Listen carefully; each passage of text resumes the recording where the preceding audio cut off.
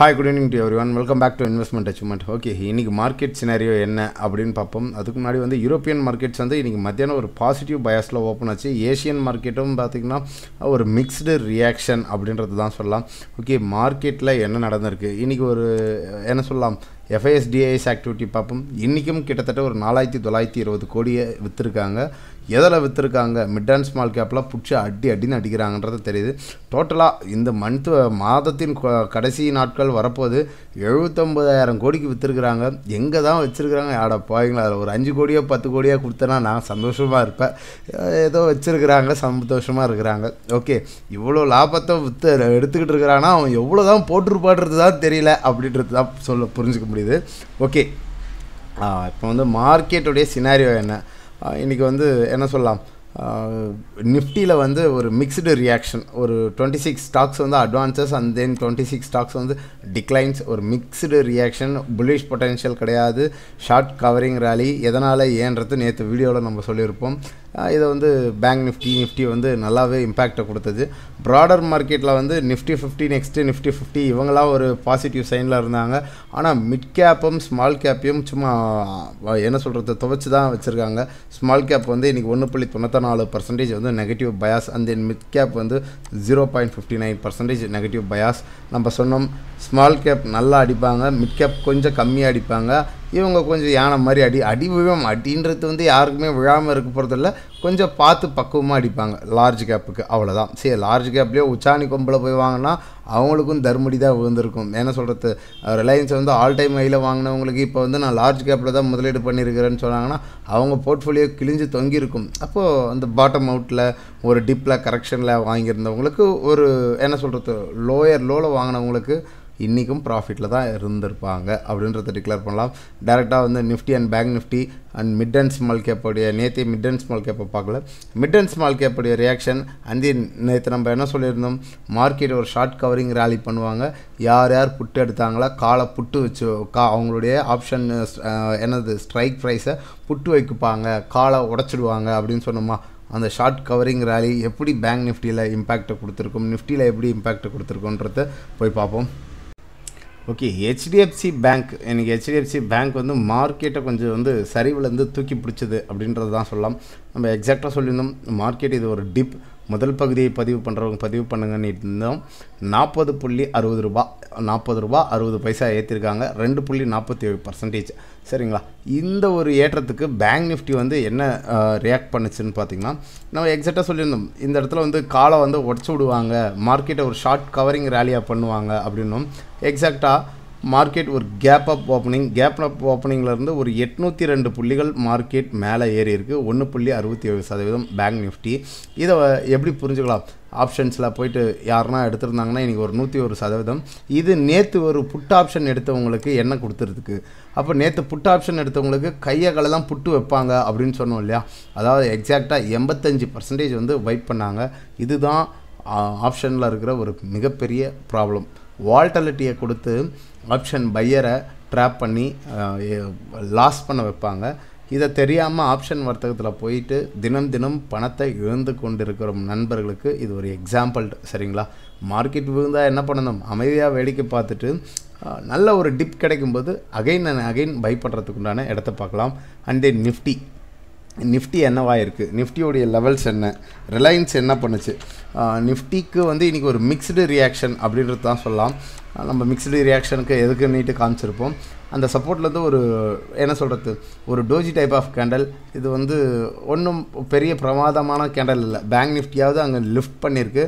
இங்கே வந்து ஒரு மொமெண்டம் ஸ்லோ டவுன் ஃபர்தராக வந்து இந்த ரேஞ்சை உடைக்கிறதுக்குண்டான ப்ராபபிலிட்டி தான் இருக்குது. இன்கேஸ் உடைச்சதுன்னா செல்லிங் வரும் அப்படின்றத சொல்லலாம். ரிலையன்ஸுடைய லெவல் என்னவாக இருக்குது. ரிலையன்ஸ் இண்டஸ்ட்ரீஸ் வந்து நல்ல ஒரு என்ன சொல்கிறது இந்த இடத்துலேருந்து ஒரு ரிஜெக்ஷன் வரும், ஒரு புல் பேக் கேண்டல் வரும் அப்படின்னு சொல்லியிருந்தோம். நல்ல ஒரு புல் பேக் கேண்டல். இது இன்ட்ராடேவுடைய லெவல்ஸ் எப்படி வந்திருக்கு. ரிலையன்ஸ் வந்து ஸ்ட்ராங்கான ஒரு HDFC வந்து கொடுத்தா மாதிரி ஒரு புல் பேக் கொடுக்கல. அப்போ வந்து ரிலையன்ஸ் வந்து கீப் ஆன் வந்து இந்த செல்லிங் ப்ரெஷர் ஒரு டவுன் ட்ரெண்ட் கரெக்ஷனில் தான் இருக்குது. இந்த ரேஞ்சை உடைக்கணும். என்ன சொல்கிறது மார்க்கெட்டிங் வந்து புல் பேக் பண்ணாங்களே கண்டி மொமெண்டம் எதுவுமே வரல. அப்போ நாளைக்கு வந்து ஒரு கீழே ட்ராக் பண்ணிட்டு வந்துட்டு ஒரு சைட்வேஸ் போட்டுட்டு அதுக்கப்புறமேட்டுக்கு இங்கே கன்சால்டேட் ஏதாவது க்ரியேட் பண்ணி உடைக்க போகிறாங்களான்னு பார்க்கணும். We can wait. அவசரம் பண்ணதால் அந்த 1200க்கு கீழே உடச்சாதான் ரிலையன்ஸ் வந்து செல்லிங் வரும், நிஃப்டிலேயும் வந்து ஒரு செல்லிங் வரும்.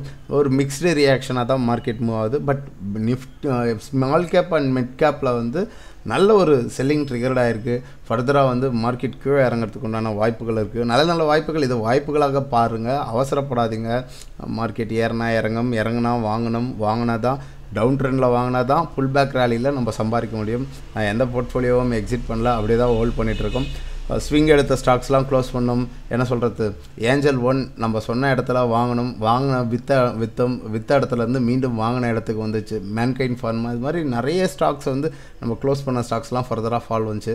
பட் வந்து Marico still in bullish bias அப்படியே தான் நின்றுட்டு இருக்குது. வேறு என்ன பண்ணுறது, நம்மளுக்கு ஃபண்டு தேவைன்னும் போது விற்று தான் ஆகணும்.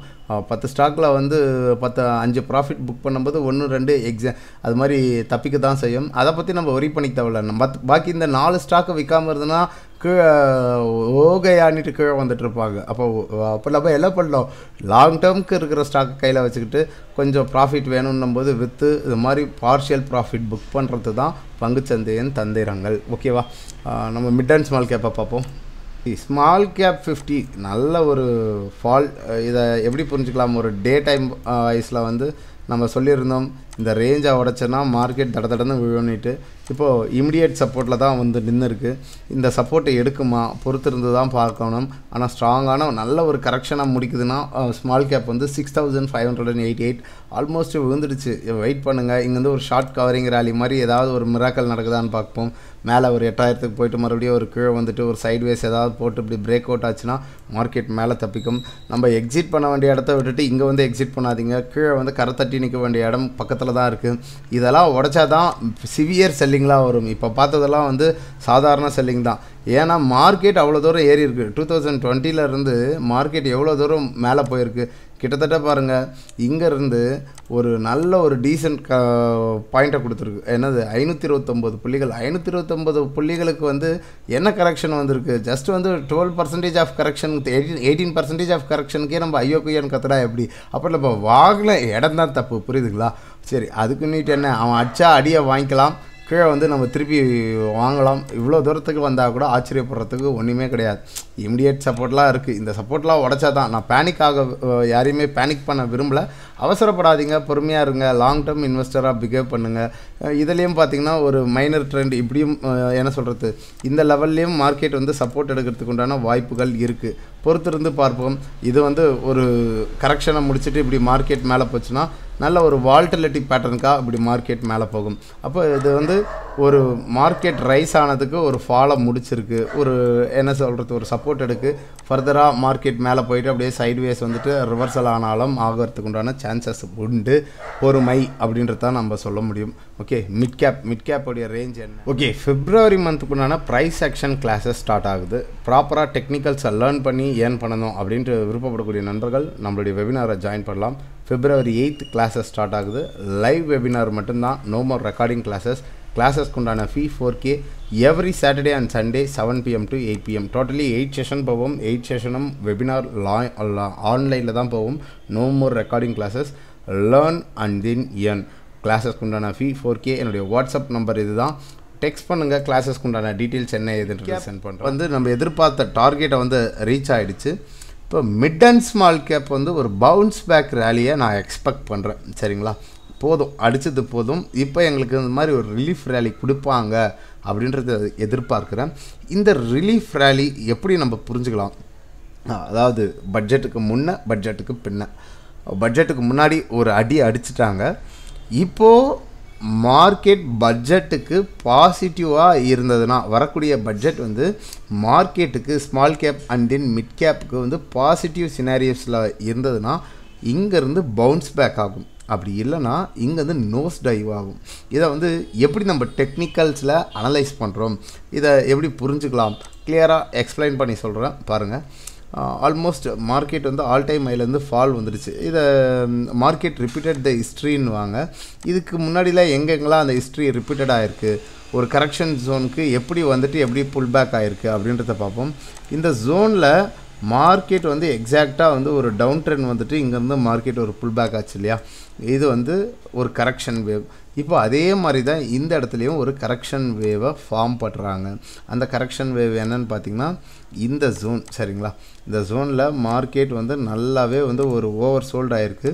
அப்போ பட்ஜெட் வந்து மிட் கேப்புக்கு பாசிட்டிவ் பயாஸில் இருந்ததுன்னா towards mid cap and then small cap rally வந்து இங்கேருந்து ஒரு புல் பேக் ரேலி வரும் சரிங்களா. இங்கேருந்து மார்க்கெட் மேலே தூக்கிட்டு போகணும்.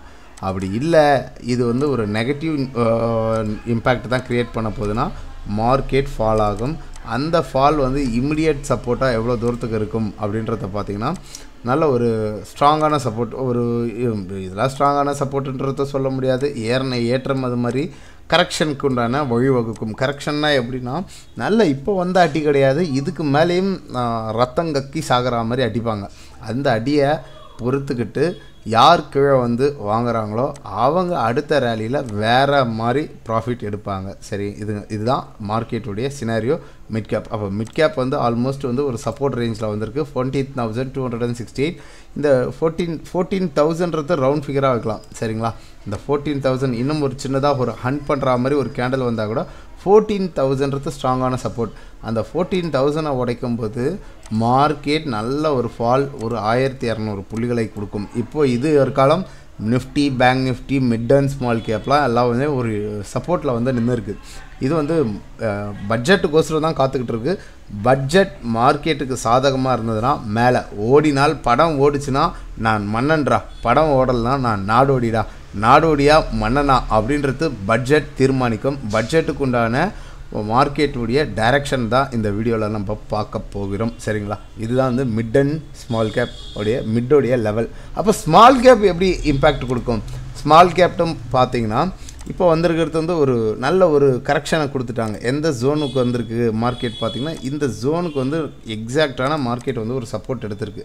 இதை வந்து இதை இப்படி எடுத்து விட்டுட்டு இப்போ இதுக்கு வந்து ஒரு ஸ்லோப்பிங்கில் எப்படி வரும், நம்ம ஒரு ட்ரெண்ட் அனலைசிஸை எப்படி பண்ணுவோம்னா இந்த சப்போர்ட் எக்ஸ்ட்ரீம் ஓவர் சோல்டுன்ற ஒரு சப்போர்ட்டுக்கு வந்திருக்கு. பட்ஜெட் இம்பேக்ட் எப்படி வரப்போகுது அப்படின்றத பொறுமையாக தான் பார்க்க வேண்டும். அப்கமிங் டேஸஸில் பார்ப்போம். அடுத்தது இந்த சப்போர்ட்டை உடைத்து விட்டது, இந்த இடத்துல வந்து மார்க்கெட்டை வந்து சப்போர்ட் எடுக்கலை, ஃபால் வருதுன்னா பட்ஜெட் வந்து இதுக்கு வந்து சாதகமாக வரவில்லை, பாதகமாக வருகிறது, மார்க்கெட் கடும் சரிவை சந்திக்கும் அப்படின்றத டிக்ளேர் பண்ணிட்டு போயிட்டே இருக்கலாம். இதுதான் ஒரு லெவல்ஸ். அப்போ இங்கிறது புல் பேக் ரேலி எக்ஸ்பெக்ட் பண்ணால் எப்படி போகும் ஸ்மால் கேப்? நான் எப்பயும் சொல்கிறேன் ஸ்மால் கேப் விழுந்த வேகத்துக்கு எந்திரிச்சு ஓடும். அதில் தான் வந்து பொறுமையாக தான் இருந்தாகணும் சரிங்களா. நம்ம வந்து ஸ்விங் பிடிக்கிற நேரம் வந்து கரெக்ஷனில் நல்லா பாருங்கள், மார்க்கெட் ஆல் டைம் ஹைலேருந்து இந்த கரெக்ஷன் வந்ததுக்கு அப்புறமேட்டுக்கு தான் இப்படி ஒரு புல் பேக் ரேலி.